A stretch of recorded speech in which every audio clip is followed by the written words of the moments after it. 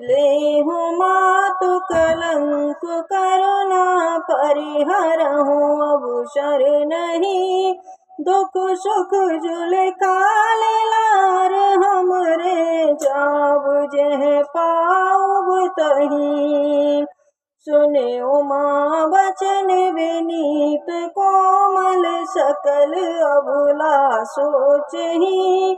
बहु भांति विधि लगाए दूषण नयन बारी विमोचही।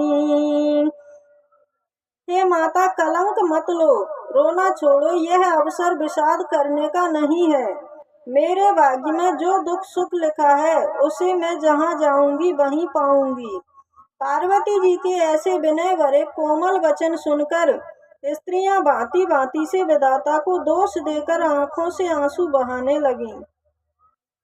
तेह अवसर नारद सहित अरु ऋषि सप्त समेत।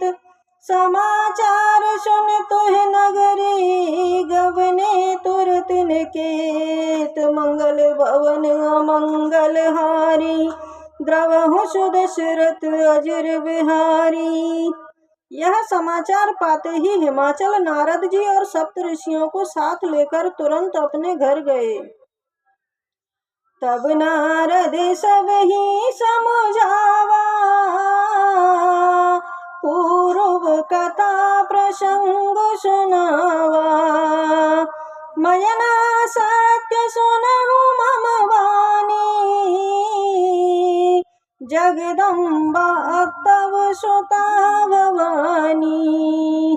तब नारद जी ने पूर्व जन्म की कथा सुनाकर सबको समझाया और कहा कि मैना, तुम मेरी बात सुनो।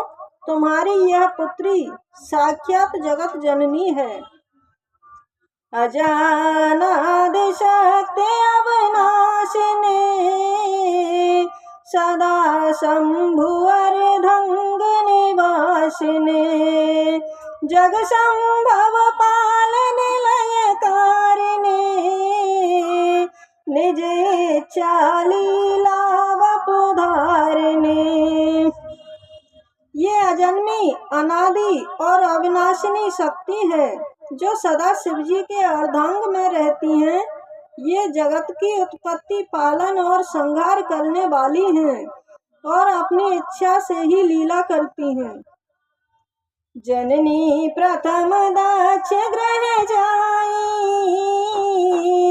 नाम सती सुंदर तनु पाई। तहु सती शंकर विवाही कथा प्रसिद्ध सकल जग माही। पहले ये दक्ष के घर जन्मी थी, तब इनका नाम सती था। बहुत सुंदर शरीर पाया था। वहाँ भी इनका शंकर जी से ही विवाह हुआ था। यह कथा सारे जगत में प्रसिद्ध है। एक बार आवत शिव संगा देखे रघुकुल कमल पतंगा। भयउ मोह शिव कहान कीना भ्रमवश वेशु सिय कर लीना। एक बार इन्होंने शिव जी के साथ आते हुए रघुकुल रूपी कमल के सूर्य श्री रामचंद्र जी को देखा तो इन्हें मोह हो गया और इन्होंने शिव जी का कहना न मानकर भ्रमवश सीता जी का वेश धारण कर लिया। सिय वेशु सती जो कीनते अपराध शंकर परिहरी। हर बिरह जाय बहुर पितु के यज्ञ जोगानल जरी। अब जन्म तुम्हारे भवन निज पति लागे दारुण तप किया। जान संशय तजहु गिरिजा सर्वदा शंकर प्रिया। पार्वती जी ने सीता का वेश धारण किया था, उसी अपराध के कारण शंकर जी ने उन्हें त्याग दिया। फिर वह शिव जी के वियोग में अपने पिता के यज्ञ में जाकर योगाग्नि से भस्म हो गईं। अब इन्होंने तुम्हारे घर में जन्म लेकर अपने पति के लिए कठिन तप किया है, अतः संदेह छोड़ दो। पार्वती जी तो सदा ही शिव जी की अर्धांगिनी हैं। सुने नारद के वचन तब सब कर मिटा विषाद, चन महु व्याप्यो सकल पुर घर घर यह संवाद। मंगल भवन अमंगल हारी, द्रवहु सुदशरथ अजिर बिहारी।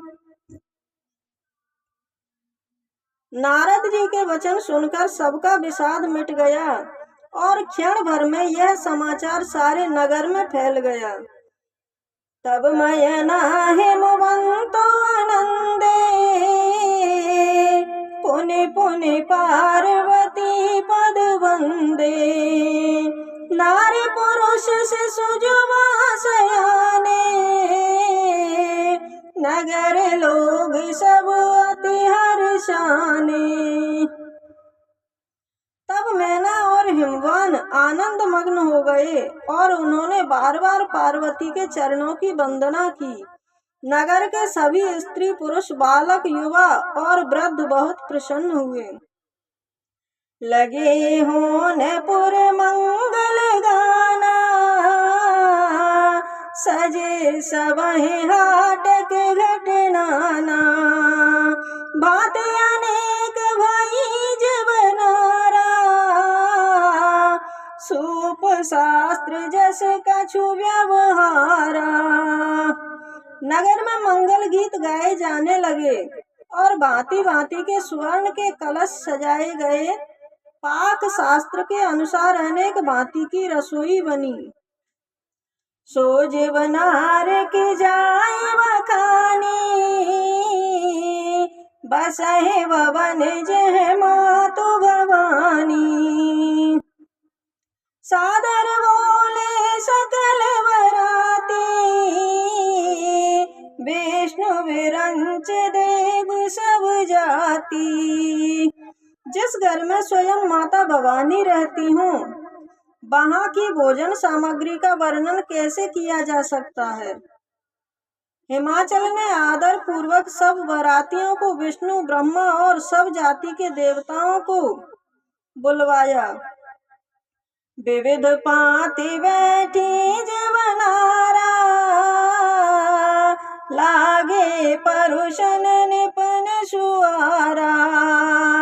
नारी ब्रह्मंड सूरज बत जानी, लगी देन गारी मृदुबानी।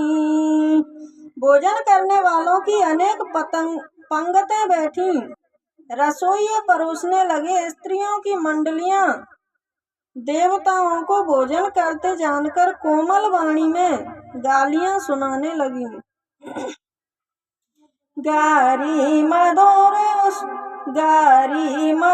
स्वर देहि, सुंदर व्यंग्य वचन सुनावहि। भोजन करहि सुर अति विलंबो, विनोद सुनि सचु पावहि।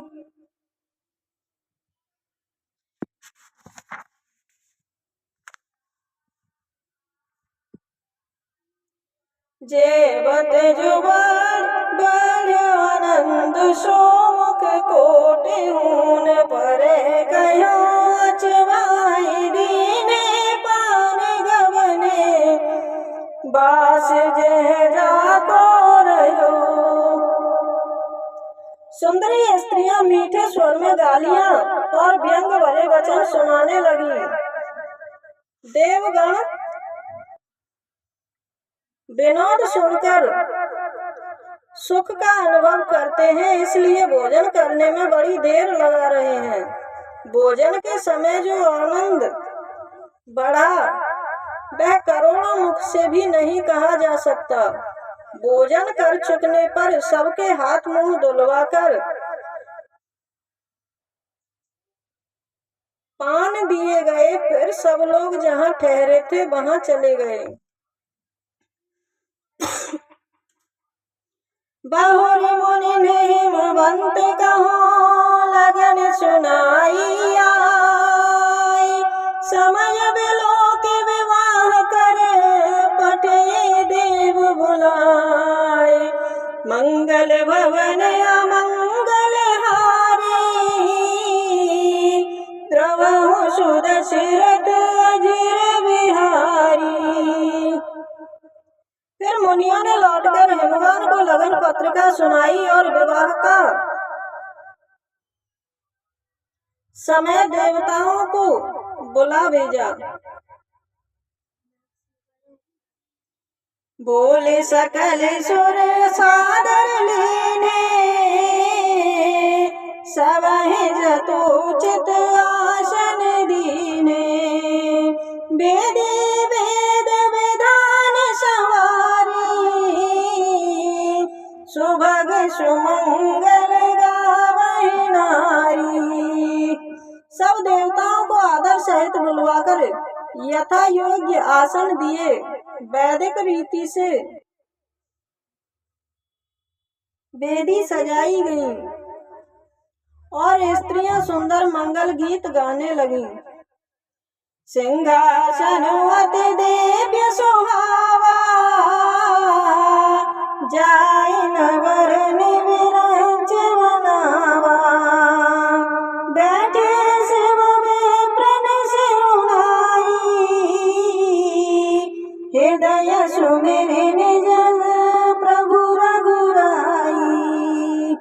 वेद का एक अत्यंत सुंदर दिव्य सिंहासन था जिसकी सुंदरता का वर्णन नहीं किया जा सकता, क्योंकि वह स्वयं ब्रह्मा जी का बनाया हुआ था।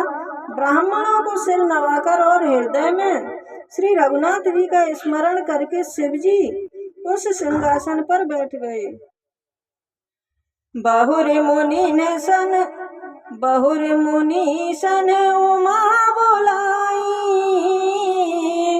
कर सिंगार सखी ले आई। देखत रूप सकल सुर मोहि बरने छवि यस जग कवि कोय। फिर मुनीश्वरों ने पार्वती को बुलाया। सखियां श्रृंगार करके उन्हें ले आईं। पार्वती जी को देखते ही सब देवता मोहित हो गए। संसार में ऐसा कोई कवि नहीं है जो उस सुंदरता का वर्णन कर सके। जगदम्बिका जाने भवभामा सुरन मनहि मन कीन प्रणामा। सुंदरता मर्याद भवानी जाय न कोटिहु बदन बखानी। पार्वती जी को जगदम्बा और शिव जी की पत्नी समझकर देवताओं ने मन ही मन प्रणाम किया। भवानी जी सुंदरता की सीमा है। करोड़ों मुखों से भी उनकी शोभा का वर्णन नहीं किया जा सकता।